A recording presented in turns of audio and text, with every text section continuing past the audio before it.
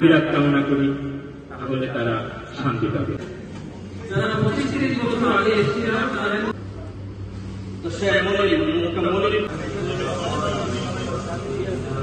যারা মৃত্যুবরণ করছেন আল্লাহ তাদেরকে যেন শাহাদাত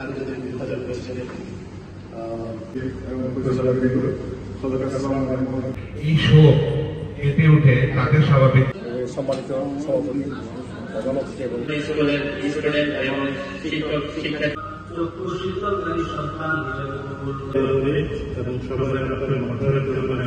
আমাদের এই অল্প সময়ের মধ্যে আমাদের এই অনুষ্ঠানের আয়োজন আলোচনার জন্য জানাচ্ছি।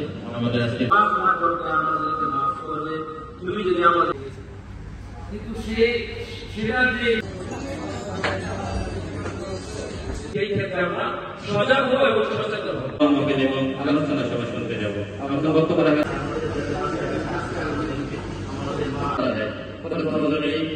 করা হয়